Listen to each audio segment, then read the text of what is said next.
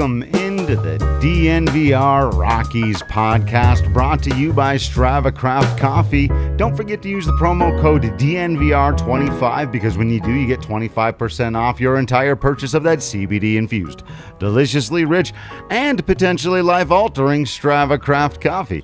I'm your host, Drew Creasman, the managing editor of DNVR Rockies. With me in studio is Makayla Perkins, and we talking Rockies sweep. It's Sweep City up in here. Sweep, get the brooms out. Someone's going to have to sweep up all the snow. No, is that not? A little later. Sweep. Tech boy on the sound effects. All right, I love it. Who would have thought the Colorado Rockies would sweep a series? Against a team that in relatively recent memory won a World Series, right? Hell yeah. Okay. Let's go. A two-game set. Nothing to get, too carried away over. Nah, screw that. We're getting carried away over it. This was fun. Rockies actually in pretty comfortable fashion. Makayla taking both of these games, a 6-2 win in the first one, a 6-3 win in the second game. Excellent pitching performances out of John Gray and Austin Gomber, getting offense from the young guys, little more contributions from some of the veterans as well. Really just kind of the best back-to-back games of baseball we've seen out of the Rockies so far this year. Yeah, absolutely. I 100% agree. Look, I mean, the starting pitching has been phenomenal. They just keep getting better and better, which is, I think, something you and I and Patrick we're all expecting when this season started, right? We knew the offense was going to be a little sketchy. The bullpen was going to be a little sketchy, but the starting pitching was the one thing that we were all banking on that was going to be kind of like the highlight of the season, why we were all going to watch. It's by far and away probably the best rotation the Rockies have ever put together. So I'm really happy to see the rotation still doing so well and performing like we thought they were going to perform. Gray was awesome yesterday. Gomber was lights out today. He I am so impressed by this kid. He kind of reminds me of like a young Justin Verlander, which nobody freak out. Hey, I'm not saying that he is Justin Verlander. I'm just saying he reminds me of him in the way that he pitches. And I'm just so happy to see that kid doing well. It's really cool to watch. And these young guys are stepping up in a big way. Dom Nunez, Jonathan Daza getting his first major league home run today, which was so cool to watch. The snow coming down at Coors Field, kid goes yard. You love to see stuff like that. It was literally just so cool to watch. So I'm really happy to see these younger guys stepping up, the rotation going out there and doing what they can do best and contributing in big ways. And it's always nice to sweep a series. Like, look, we're not being like unrealistic here. We know it's still the Colorado Rockies. The Houston Astros aren't doing great right now, but it's still really cool to see. I'm so glad they won. I'm so glad they swept the series, and I am jazzed for the Rockies. Well, small yeah, victories. I mean, and like you said, there were small victories inside of those small victories, right? You mentioned the Jonathan Daza home run, the first of his career. Had a good buddy of mine send me a text, and he goes, I didn't know Daza had that kind of pop. And it's actually one of those interesting things that I've watched Daza play a lot throughout his minor league career, and he has natural strength. He's a fantastic athlete. He has a much better arm than I think people realize. He hasn't had a lot of opportunities to show that off at the big league level.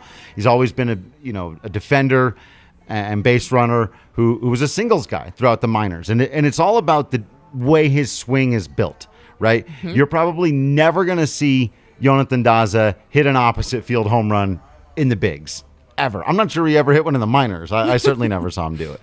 But he can turn on a fastball and use his natural strength. You saw him do that today.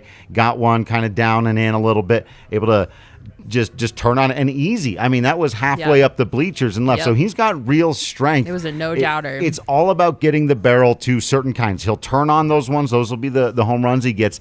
But Makayla, the double that he had in the first game into the opposite field gap, Daza's hitting over I think he's like 357 something right now. I don't know. I'll bring it up. But Daza's in a really good spot at the plate right now, and none of the scouts have believed in this. I'd never really believed that it would be there.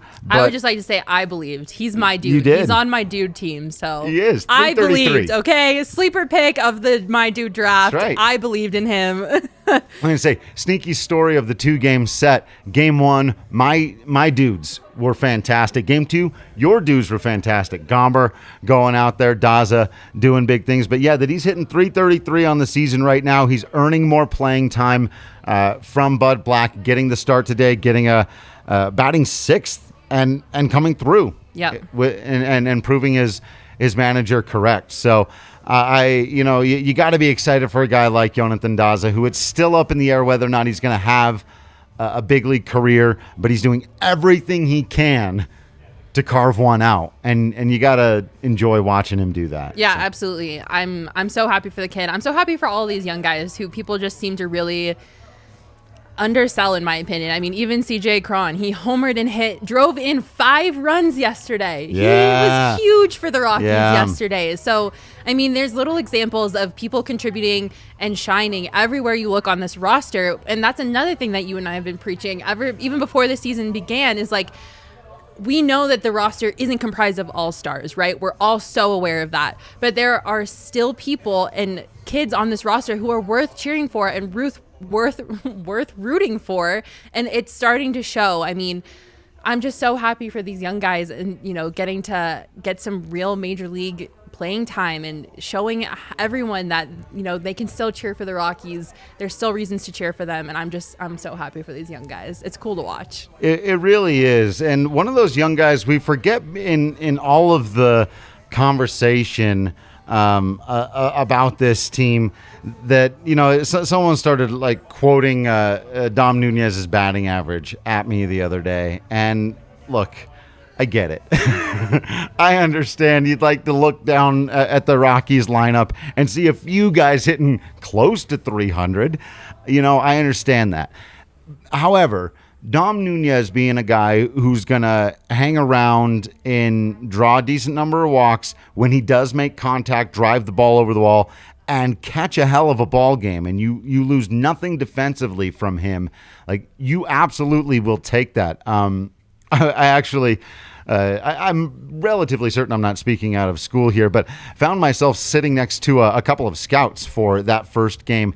And that was one of the things that they kind of talked about. And, I threw them a comp actually for Dom Nunez. Those of you who remember this player, Carlos Pena was a guy who would play fantastic defense. Now he's a first baseman. He'd hit like 190 to 220 or 230, but he hit 25 to 30 home runs every year. And, if you're hitting at the bottom of the order and playing catcher at a very high level, I'll take that. And then we remember that Dom Nunez is still young. He's still maturing. There could be more there to his contact skill, but still, every time he's up to the plate is appointment television right now for Rockies fans. Yeah, I 100% agree with everything you just said, Drew.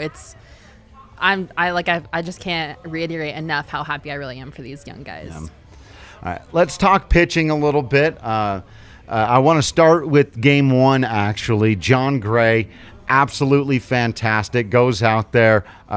Can't quite finish off to get the full 7 innings. Yeah. But really for a while there, was dominating. The one hit that he gave up in the first several innings was a ground ball from Brantley through the shift that was just a ho-hum, like not a challenge really at all. Yeah. He was absolutely dominating. Yeah, I think Gray struggled a little bit with control issues yesterday, obviously walking 4 batters in that 6 2/3 innings, but he only allowed 3 hits and just 1 run and struck out 6. Obviously, he definitely benefited from a few of those double plays that were right behind him. But look, he's done so great, especially at Coors Field. There was a stat. Hold on. I think I have it. He is just the 3rd pitcher in franchise history to pitch 5 or more innings and allow 1 or no runs on 4 or fewer hits in 3 straight starts at Coors Field. There it is. A lot of numbers in there, but it's really good. Yes. That whole thing is what I'm trying to say. We do Bring have him in. Patrick. We always want Patrick. We need Patrick, even man, though he's the wearing myth, like the Dodger legend. blue or something there. I don't know about all that, but yeah, no, obviously a great outing from Gray. Very impressed with him. A little control issue, but nothing to be scared about. I think obviously the weather played a minor factor in that. Yeah. Who wants to pitch when it's and blowing snow? Like, it's not a great time. I do not envy them at all. Everyone who knows me knows that I absolutely hate the snow. I'm done with it. I'm over with it. It's April. Colorado, get it together. I am tired of the snow. So obviously, you don't want to analyze too much into the control thing with John Gray yesterday. Obviously, the weather probably didn't help, but still, besides that, not being able to, finish out that inning, he still did a great job. I'm really impressed with him so far this season. He really has blown my expectations away, and I hope that can be said for other Rockies fans as well. Snow what? Rockies lose 9 in a row against Houston, and here they come away with the 2-game sweep. HBTR. How about them Rockies? How about them Rockies? How about them Rockies? Patrick, how about them starting pitchers? This was the thing all three of us were talking about coming into the season. There was going to be some rough baseball out there, but the starting pitching was going to be something that we could all look forward to. And then, so many games against the Dodgers early on are going to make you question whether or not that was a smart thing to say. But they've really, over the last couple of weeks now, all of them locked it in a pretty impressive and encouraging way. What did you make out of Jon Gray and Austin Gomber in this 2-game set? They both looked really solid at home, and I think both of them didn't really even have their best stuff, too. Let's keep that in mind. Gomber even said it in the post game that, again, his curveball got sharper as the game went on, but it wasn't his best just yet, right? And he's a kid from Florida, so he's not used to really pitching in the snow like this. Jon Gray, a little more so. He's from Oklahoma. He's battled these environs, but the starting pitching is finally starting to be as billed, right? And even with the 2 wins here against Houston, they're 6-12. That's a .333 winning percentage. That's still unlike anything we've seen over a regular season. Even the worst teams that we've seen in baseball have not been that bad. So this team is better than that, and they're going to have to fight for those wins. But we're finally starting to see what's the recipe. How do the Rockies start accumulating some wins here and there? Hey, maybe they're still going to be in the bottom of the NL West, but are they going to be historically bad?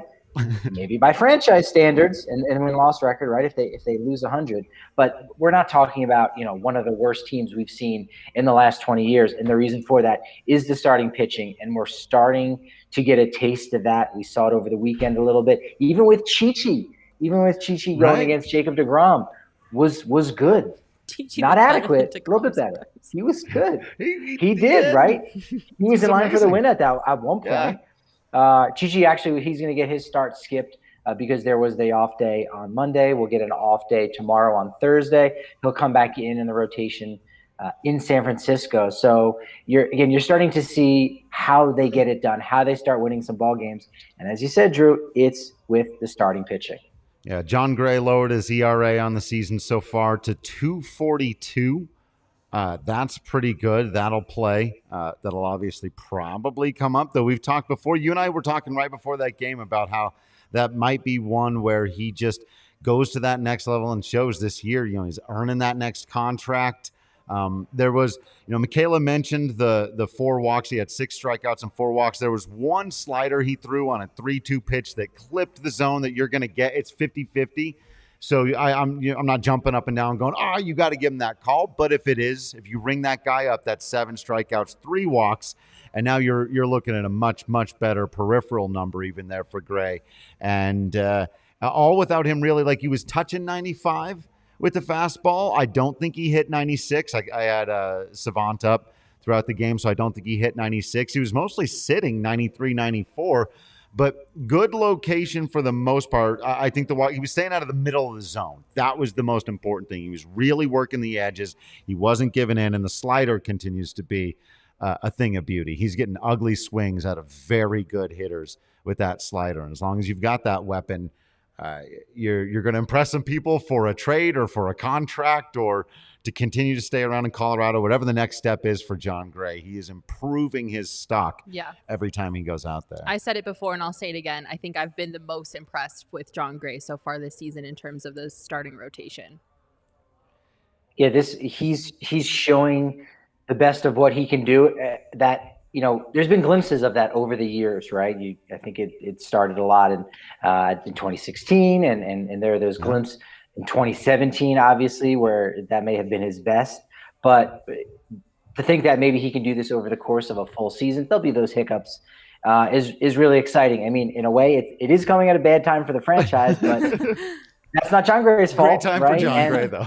It's a great time for him, great time for his family when coming up on free agency. And it really could be good news for the Rockies because Drew, I don't know that you mentioned it, but there's some people with their eyes on Jon Gray, and come the trade deadline, the better that Jon Gray performs, the better the haul for the Colorado Rockies. Yet. You guys, but it is too soon.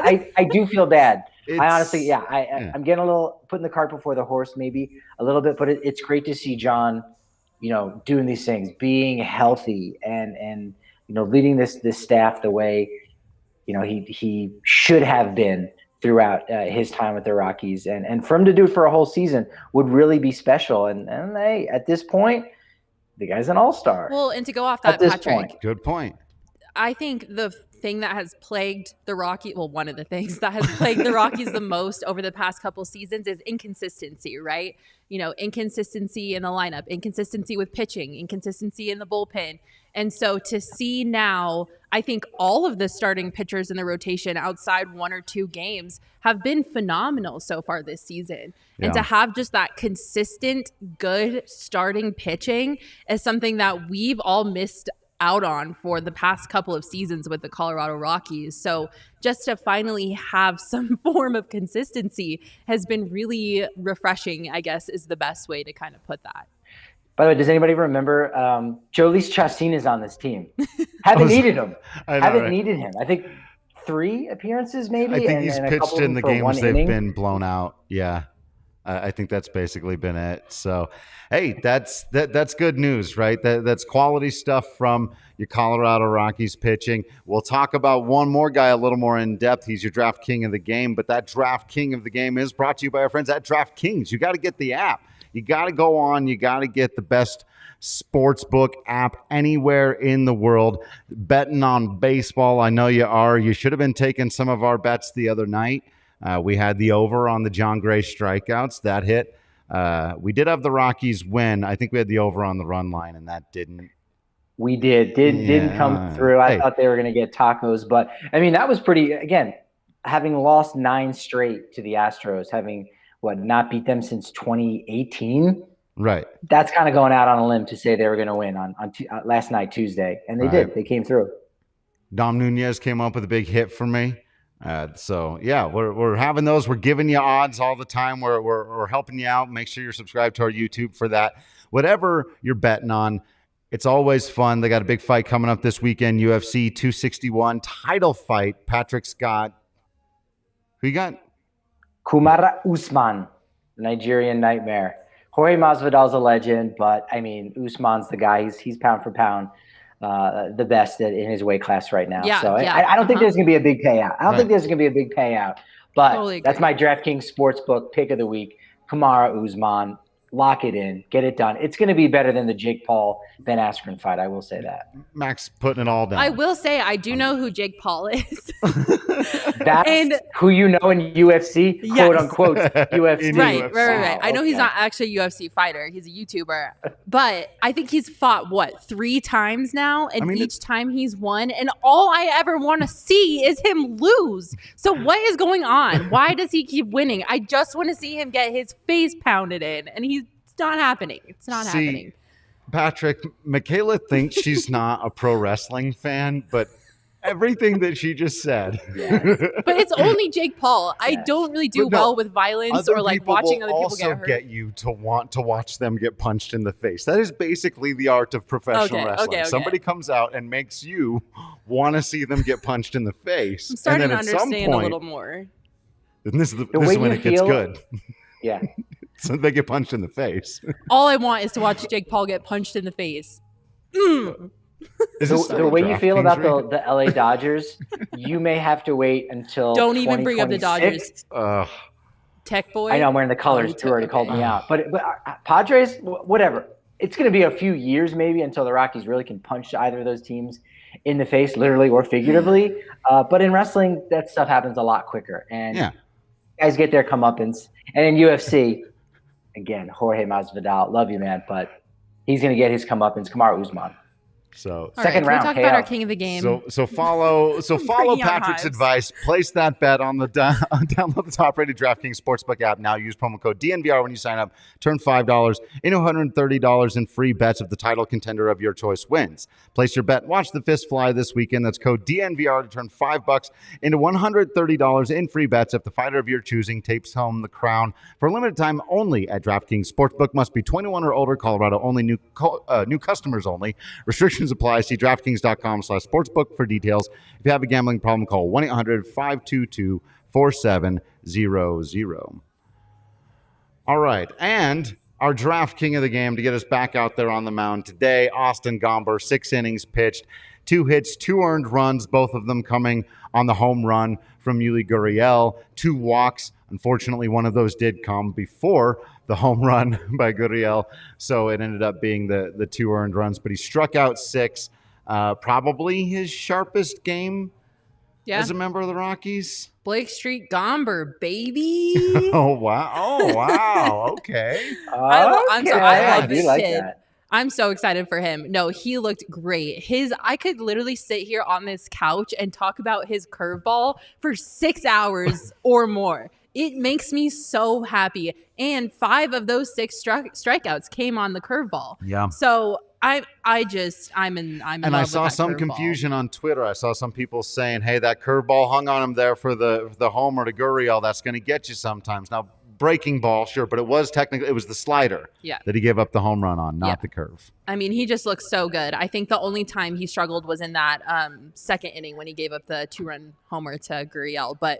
I think he had a walk too, right? Yeah, the walk was what was the first. That's what you don't want to do at Coors. Yeah. You turn those 2-run homers into solo homers, and now you're cooking. Yeah, Bregman walked, and then Gurriel just smashed it. But I mean, aside from that inning, lights out. I'm so impressed with that kid. His curveball just makes me feel some type of way. He's looking so good. Blake Street Gomber, here he comes.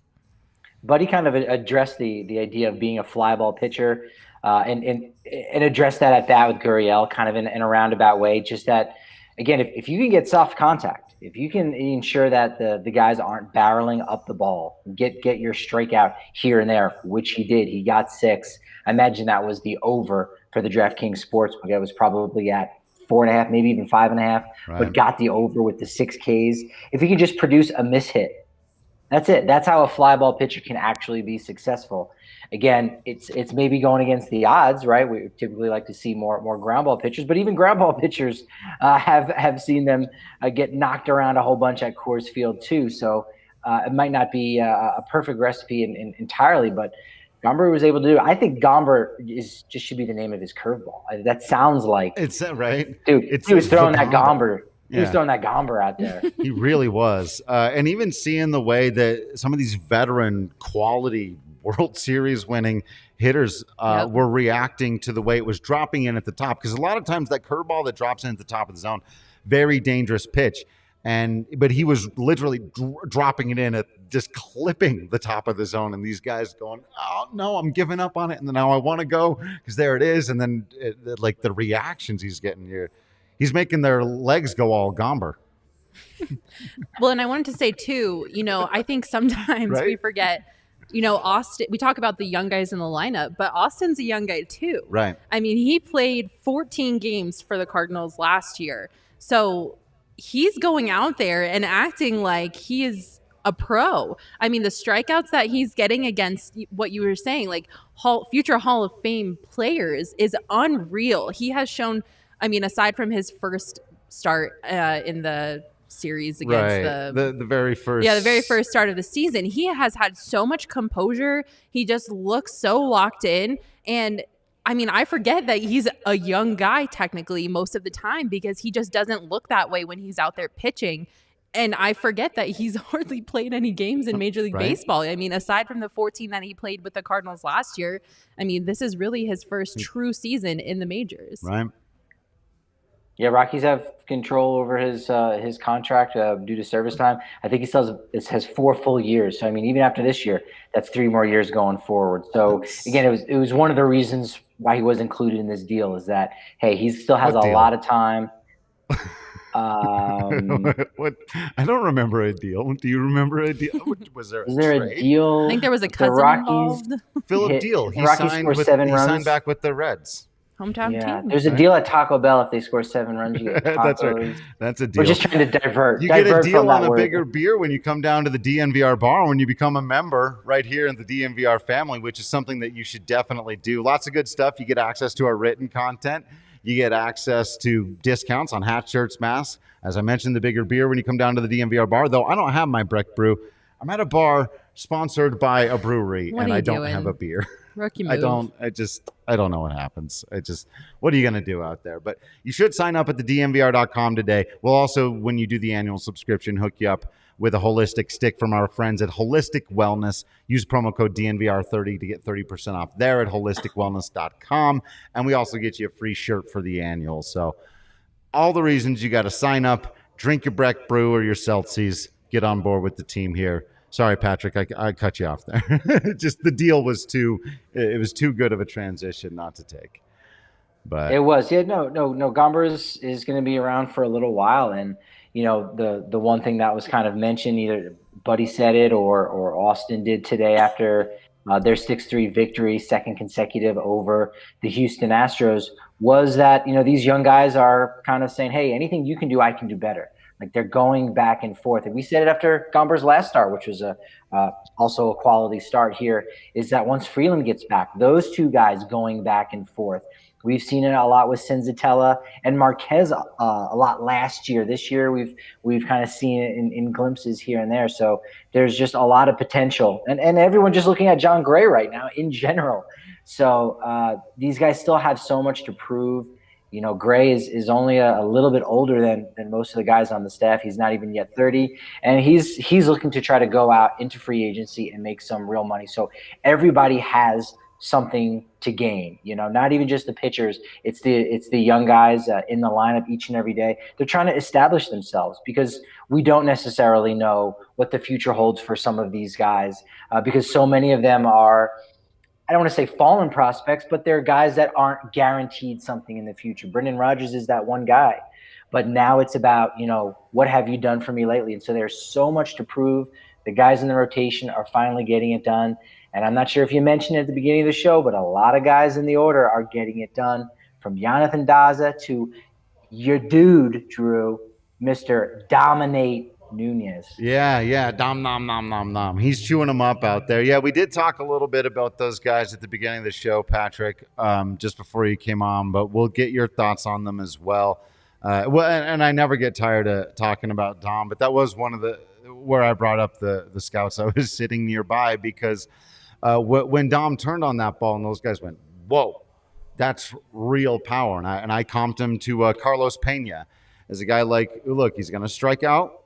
The batting average probably isn't going to be good, but he's going to draw some walks. And when he connects, he's going to hit home runs. The other big thing is the defense. As a catcher, that's so important. He's been so good back there, calling games, framing pitches up, great arm, being an athlete on balls in play, all the things that you need to do. So, yeah, I've been very high on Dom Nunez for a while. I do think the batting average will come around a little bit more, but I also don't think it necessarily needs to. If he hits 200, 210 this year, but 20 home runs out of your catcher, we were talking about this the other day. I sent out the 2 years, and you corrected me on Twitter. I should have made it a 4-year window. For Tony Wolters, from 2017 to 2020, hit 4 home runs in 3.5 or 3 1/3 seasons for the Rockies. Dom Nunez has 4 home runs already this year, right now. And he's going to hit more. And to get that kind of power out of your catcher and the defense, you live with the other parts. But I'm very impressed. I'm very excited about Dom Nunez and his future, and very frustrated that he missed the window of having not arrived a couple of years ago when the Rockies could have used a catcher who – because, again, let's think back at it. Yeah, Tony Wolters or lots of guys look around the league. Yep. Catchers don't hit, man. Who would you compare him to, like now? That's Nunez or yeah. Oh wow, that's an interesting one.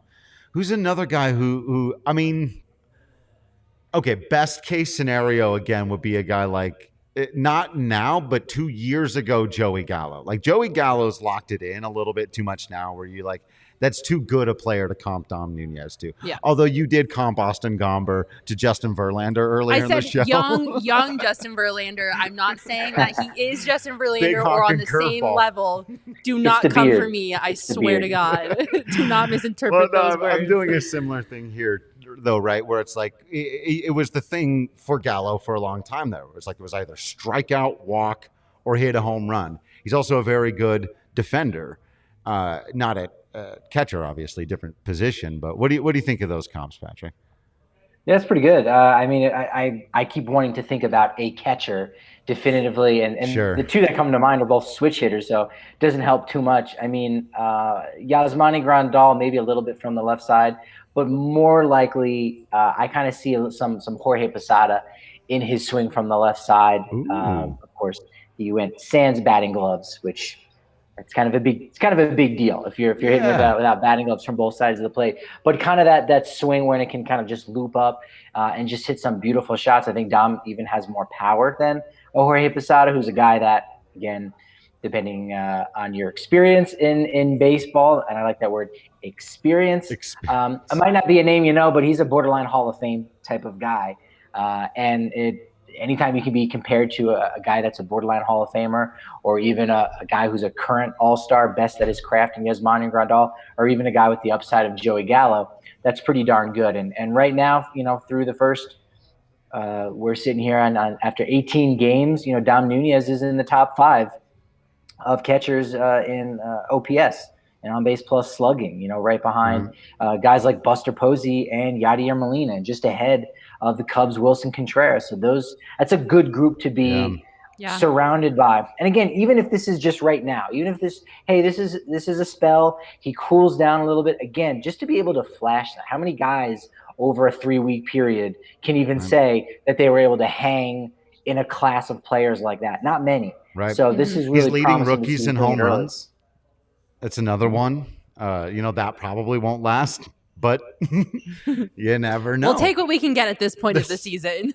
Last night he was on pace for 38 homers. So now maybe it's still pretty high. It's still probably about 36. And actually the biggest thing that I love seeing out of him, I mean, the power is definitely number one. But particularly over the last 48 hours is the fact that he caught a day game after a night game, handled 2 quality starts, did a fantastic job in, very difficult conditions, right? The weather was not helping anybody out. And for him to navigate that, come away with 3 hits and 7 at-bats, a homer, a double, 3 RBI, that's pretty damn good. That's the likes of something we haven't seen in a long time from a Rockies backstop since, I don't know, maybe a couple game span from Jonathan Lucroy in 2017. William Rosario, that rookie season in 2012.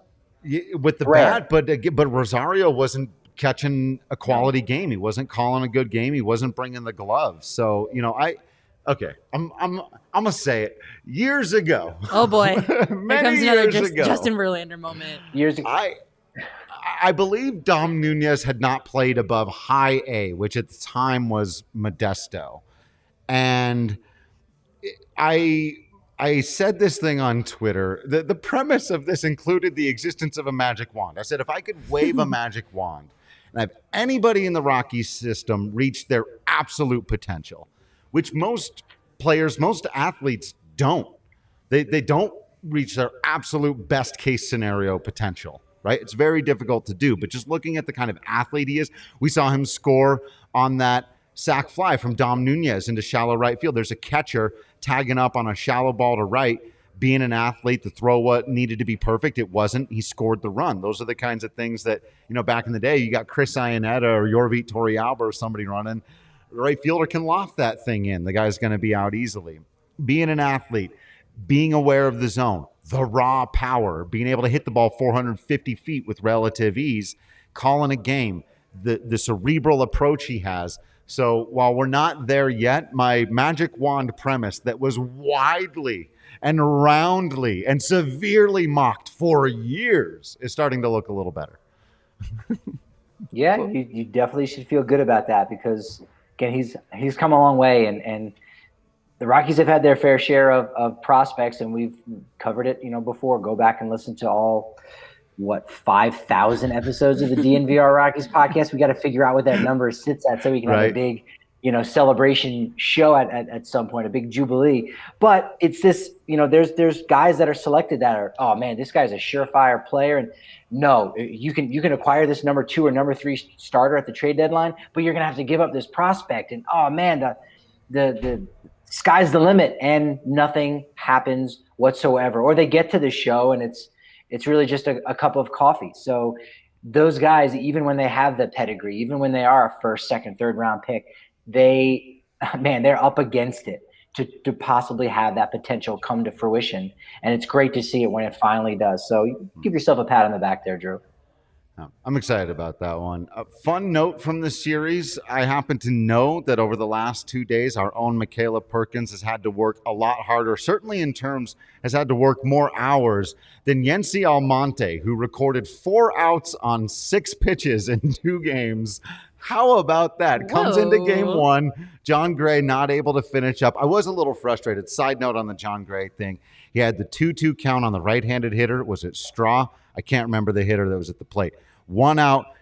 You're trying to finish off this 7th inning and make it a 7-inning game. You're done because you're approaching 100 pitches. First time Buddy's let anybody go this long. You're on borrowed time right now. He's got a 2-2 count. He buries the slider. Maybe it was the changeup. He put it down, not a competitive pitch. Made it 3-2. On the next pitch, threw the slider. He should have thrown 2-2 because when you let it go 3-2 in that situation, the Astros were able to put the runner in motion. The Astros put the runner in motion. The guy was safe at second on a ground ball to shortstop that would have been an inning-ending double play. Then Correa burned him with a 2-out double. That was the only run he gave up. That's, again, when you're nitpicking pitchers on the difference between very good and great or elite, you throw that slider 1 pitch sooner, Gray's out of there with a no runs given up, I think. But yeah, he ended up having to hand it over because of all that. He walked the next guy, I think. Almonte had to come in, threw 1 pitch, got the out, came out today. Only had to throw a few more. Love to see it. 6 pitches, 4 outs. Love that. If you remember from his debut in 2018, he came in a big spot. It might have been against the Mets, I think. Maybe it was June. Sounds right. And came in a jam, tough spot. After being a starting pitcher his entire career, they immediately flipped him over to become a reliever. And I think he threw 2 pitches, and I think he got 3 outs. I think he got a double play, and he might have picked the guy off in first base. Yeah. It was something absurd like that. And I was like, all right, this kid's something. There we go. Oh, man. Good stuff. We haven't talked about Rymel Tapia at all.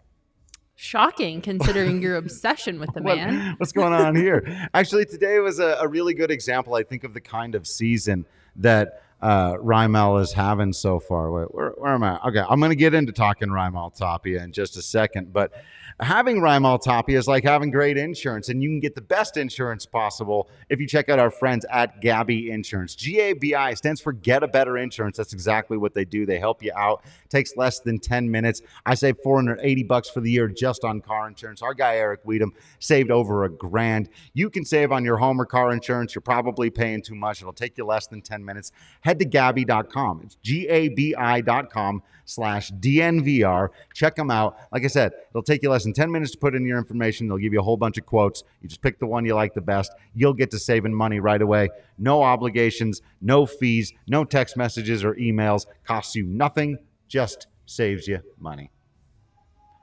And let's face it, with everybody getting the vaccine out there, you're going to want to travel. You're going to want to have some fun. You're going to want to do some of those normal things. So every dollar is going to help.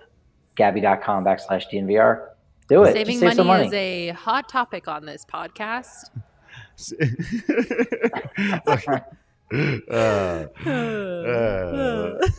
If you've been spending an off season saving money, you can probably afford quite a bit of illegal Pete's.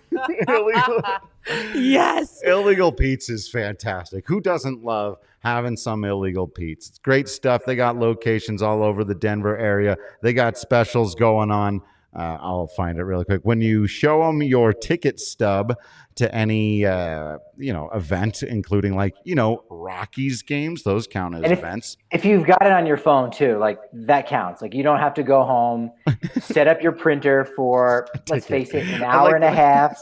How old get am a new I? ink, get a new inkjet cartridge. No, just you show your phone, you're good. Canon Bubble Jet, is that still a thing? Is that? You're asking the wrong person.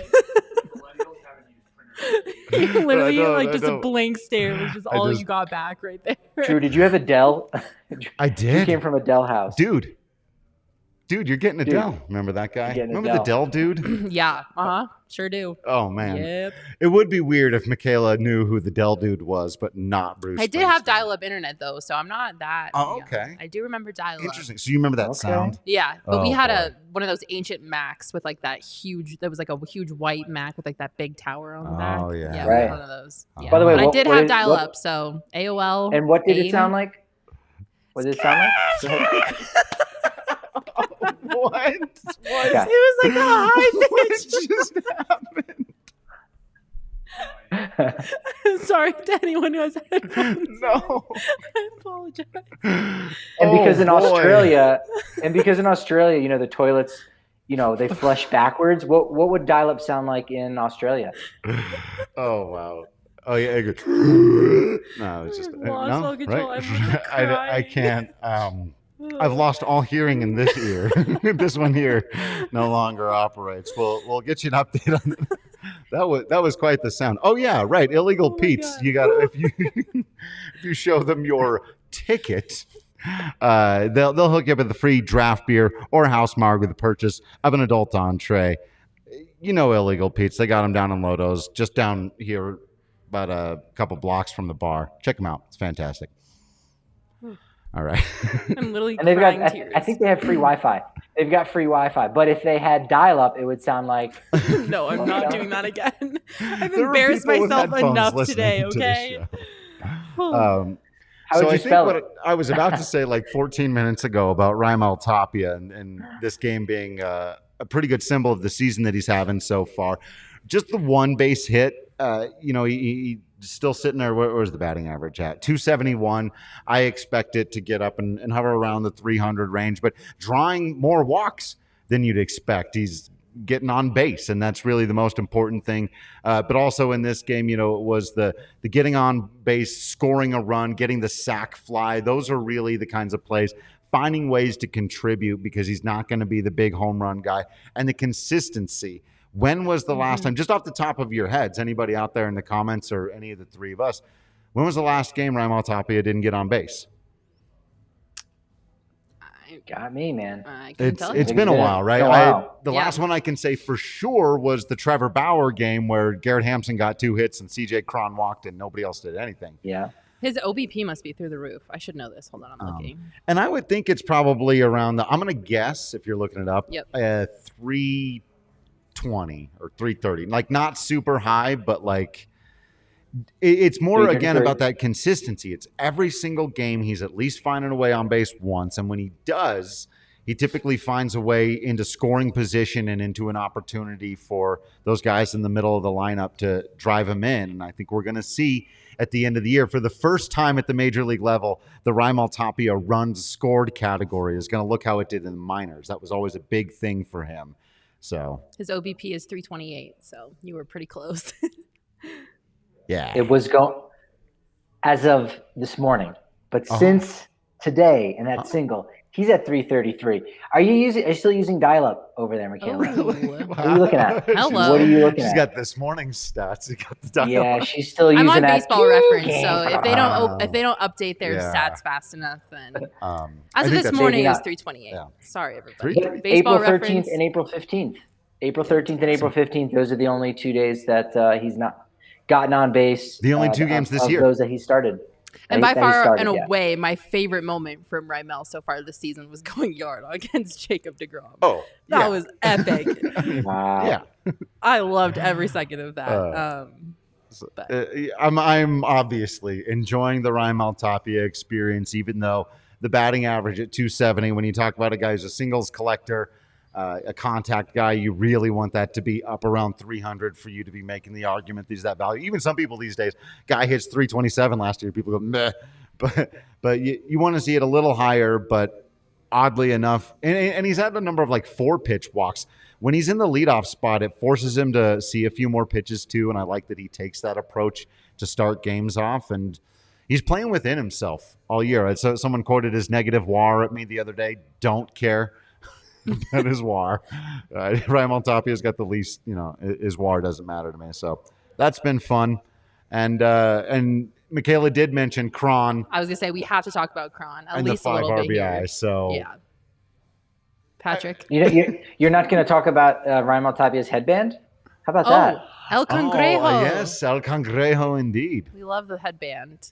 Someone in his family, I definitely think, took an old pair of baseball pants that were torn and ripped up, and they decided to restitch it, and he got his own little brand there on his headband. And we said at the game last night, Drew and I, we were talking, like, when Daza's in the lineup with that treasure troll blonde poof he's got going on top of that dome, the Rockies may have the best hair of any outfield in Major League Baseball. And that includes any outfield that includes both Bryce Harper and Andrew McCutchen. I was going to say, I like Rymel's headband game way better than Bryce Harper's headband game.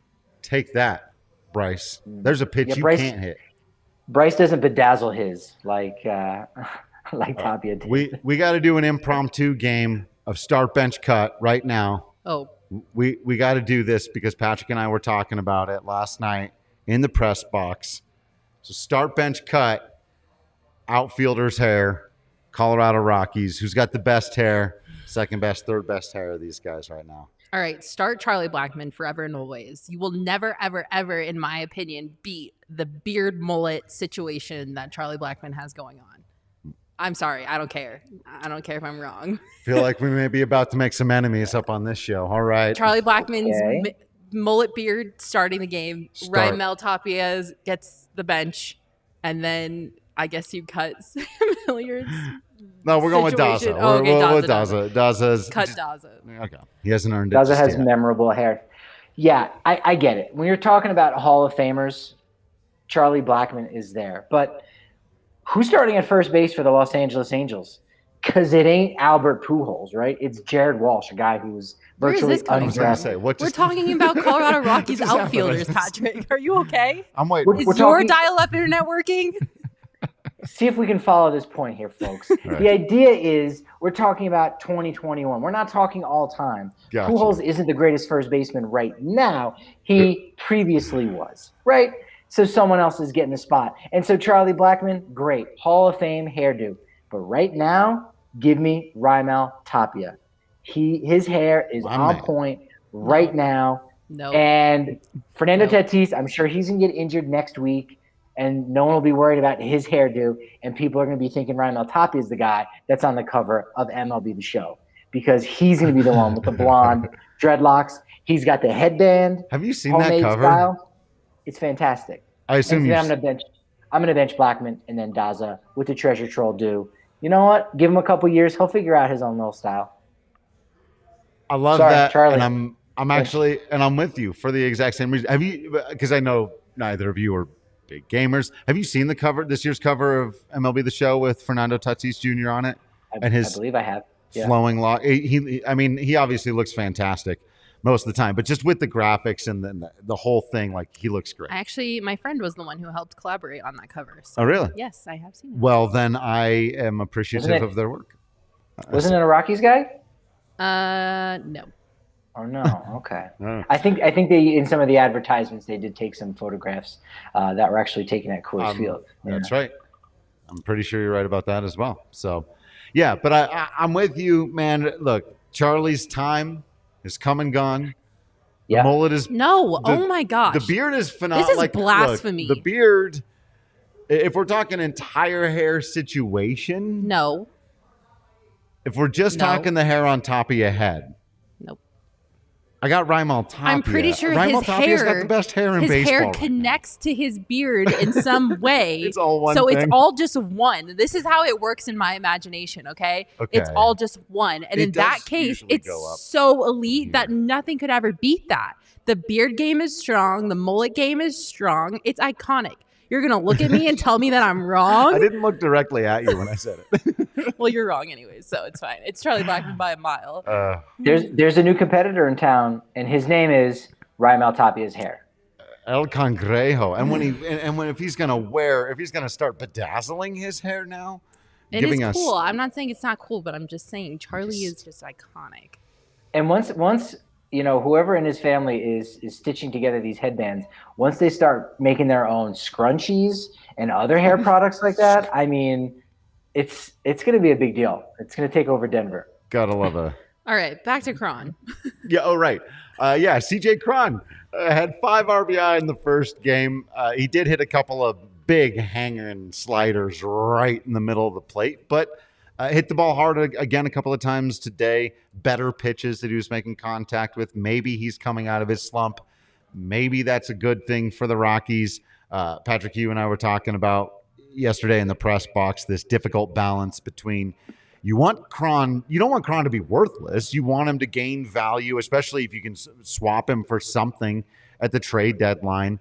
But you don't want them trying to win games on his back and going, ooh, his bat's hot, and so we don't need to give at-bats to Sam Hilliard or Jonathan Daza now that he's hot, Brendan Rodgers when he comes back. You don't want him taking those guys at-bats, but it sure was nice to see a guy we were kind of advertised, this guy can hit the crap out of the ball. Okay, there it finally was. We saw him hit the crap out of the ball. Yeah, I agree with everything you said. I think, unfortunately, we'll see his playing time diminish when Brendan Rodgers is ready to come back, and I hope that nothing would kind of affect that situation, just because I really want to see Brendan Rodgers get his time and get out there and play ball. So I do think, unfortunately, he's kind of the guy on the list that'll be the first to kind of lose some of that in playing time when Brendan's ready to come back. But it's still great to see, his brother I'm familiar with after working with the Diamondbacks, and they're just big dudes. Each of them, they can mash the freaking ball. It's not, something that's a new concept to me. It's something that I was very much prepared to witness when, the Rockies picked him up. But it's great to watch. He was a huge contributor in last night's game. And like I said at the beginning of the podcast, it's so great to see each of these young guys stepping up in a way that is important to the team and in a way of their own that is kind of just defining a path for them. Kind of what you were saying about Daza, maybe it doesn't lead to a career in the majors for very long, but either way, it's still great to see them contributing to the team that they're on and the jersey that they're wearing. And correct me if I'm wrong, but CJ and Kevin's dad, he coached in the Diamondback system too, I believe, right? Yes. Is he also a really big guy too? I would imagine. Yeah, I mean, they're all huge. They're very, very tall, and they are very large men. The Crons. So you would expect, with that type of build, they would be able to smash the ball, which they do. I mean, Kevin is also notorious for hitting 430-plus long home runs. So. Yeah. Monster. And last night, for being such a big man and a veteran guy, he had a nice smile on his face in the postgame Tuesday night, talking about, it was good to finally hit a home run here and just kind of get that monkey off my back. He had done an okay job driving some runs a little bit. I don't know that he's gotten a ton of opportunities. He is batting fifth, behind Story and Blackmon, but we know those two guys have struggled a little bit from time to time and, found his way on base a couple times with Trevor Bauer on the hill in that first start. So, he's been doing what he can there, but it was good to finally see him get on the board. 5 ribbies. Yeah, Tuesday night was really big for his confidence, and I think to just kind of quiet any thoughts he maybe has in the back of his head of all right, well, hey, maybe this is the end of the line for me, and any other clubs or scouts that are watching.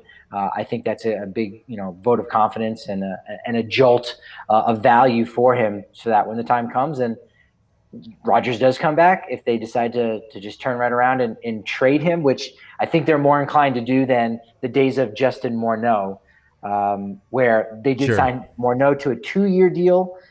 It was going well. There was some belief there that there was a a lot more fuel in the tank there that was going to come around. So that's why you didn't see them immediately turn around and flip him. But with Cron, it's just his 1-year deal, and take what you can get. And now you're going to get a little bit more, thankfully, for a veteran first baseman who's now hitting home runs. Right. All right, well, day off tomorrow, and then the Rockies welcome in the Phillies for a 3-game set over the weekend. What are we looking forward to most in this series? Like Makayla said several podcasts ago, not going to be a lot of wins for the Rockies this year. We get to celebrate a sweep here and a couple, and the Phillies have been kind of middling, so maybe they do figure out a way to win the set, but there's going to be something to be looking forward to in each of the games and each of these series. So what are we looking forward to, Mac? I'll start with you coming up with the Phillies. I mentioned the consistency of the starting pitching at the beginning of this podcast, and I'm looking for that again in this series against the Phillies. It's a time for, I'm assuming German Marquez is going to get a go at some point in this series. So I'm really hoping to see him have a lights out start. I think, he's had a couple of performances that borderline were good, but not great. So now I'm hoping to see that great performance from German Marquez. And just as the same thing for all other pitchers in the rotation. I really want to see them continue to be consistent. And then also now for these young guys who have really stepped up to the plate to continue to perform. Obviously, we don't ever want to digress. We always want to keep going in the right direction. So between the young guys continuing to be hot at the plate and the starting pitching being consistent, I am really looking forward to this Phillies series. Let's go. Yeah, we got Marquez, as you said, on Friday night against Vince Velasquez. Saturday, Phillies ace Aaron Nola on the bump against Senzatella. And on Sunday, Chase Anderson against John Gray, who loves pitching at Coors Field. He's long felt that way about 20th and Blake. Mentioned it on the post game last night. And is really starting to come into his own. So I think the Rockies can win 2 out of 3 with a Phillies team that I thought was going to be a lot better than expected. And they looked great, sweeping Atlanta in the opening series. Then dropped 5 of 6 last week. They're 3-3 since. They were able to salvage a victory today against a surging San Francisco Giants. So, these are the type of series where they're not going to they shouldn't get blown out, I should say. And get swept 3 games and shouldn't get beaten 2 out of 3. So they have a chance, to win it. And hopefully, the little hot streak that they're on, they can keep that going with the day off on Thursday and maybe pick up just their 3rd series of the year so far. I will say I am really scared of Austin Nola. Yeah. He's good. Oh, yeah. Oh, yeah. That one too. I was Austin Nola. Both of them. Different, also, but different player. But yeah, Nola's great. He's always been one of my favorite just rando guys out there to watch. Yeah. I agree with everything you guys said. So here's what I'm looking forward to. Trevor Story. You're killing me, bro. Please get a home run. Hit a home run. I know you could do it. You know you could do it. We all know you could do it. We watched you do it 3 times in one baseball game one time. And one of those went like 505 feet. If Trevor Story does not hit a home run in this 3-game series with the Phillies, I will down an entire, 22-ounce member beers on the series recap on Sunday. I can't really chug beer, but I'll do it in under 5 minutes. I will do it at the very beginning of the show if he doesn't have one of those things. Then Makayla will be hosting the show. That's right. At that point. That's right. At that point, Makayla will have to take it. I'll do the intro, so we're all set. And then I'm downing that entire thing. I'll probably get a lager and not like the Mountain Beach Sour like I normally have. That would be very difficult to drink an entire, or the Hot Peak IPA. Can you imagine? Just 22. For the first time in Coors Field history, patrolling center field will be Mickey M. Okay, not Mickey Mantle, but Mickey Moniak of the Phillies, former first overall pick in the 2016 draft. I know that out of high school. So they got a good outfield. I mean, Reese Hoskins his cleat game is on point. We know that. Yeah, he hasn't quite turned into what it looked like he was about to for a minute there. He was going to be one of the biggest power threats in baseball, and now he's just decent player, But yeah. They've got a solid lineup. The bench is, a little suspect, but 1 through 6, all the way down to Alec Baum. I mean, it's pretty solid. Their bullpen has been better than in the past, so I think Phillies probably will take 2 out of 3. But it's not out of question that every game is close, and the Rockies maybe can come away with a series W. Love it. For today, beware the Gomber and Dom Nom Nom. Fun stuff out here. 20th and Gomb. Blake Street Gomber. It's too much fun. We're going to keep having fun. We're going to insist on not having fun. I said it. This has actually been an absolute blast. Thank you, everyone, for hanging out with us for a 2-game sweep. They still count. Sweep in all caps of the Houston Astros. Enjoy the day off. I do believe we've confirmed with Goody, right? We got Goody on the show tomorrow. Drew Goodman on Thursday. And I can't let this get away, but the Rockies, with their sweep, have swept the Astros back into their trash can. Oh. How nice is that? Back into the trash can. There it is. So it's hard to steal signs in thin air. Because it was snowing. I don't think they were able to. Binoculars and all that. Plus the computers don't work. The goggle machines. Plan was, what is the word? Thwarted? Yes, there we go. That's the one. The thwarted plan. All right, everybody. Thanks for hanging out with us. Make sure you're following on social media at Drew Creasman, at Patrick D. Lyons, at Makayla E. Perkins, at DNVR_Rockies, at Kale Sorrow, Tech Boy. Been behind the scenes this whole time. We haven't talked about him because he's wearing Dodgers. He was banned from the podcast because you had the audacity to show up here in a Dodgers jacket. So everyone go talk shit to Kale on Twitter. Find at Kale Sorbo. There it is. Find him. Everybody, thanks for hanging out. Subscribe to the DNVR.com. Keep being absolutely awesome out there. We promise to continue being absolutely Patrick Lyons, Makayla Perkins, Kale Sorbo, and Drew Creasman in here. And until next time, we will see you at the ballpark.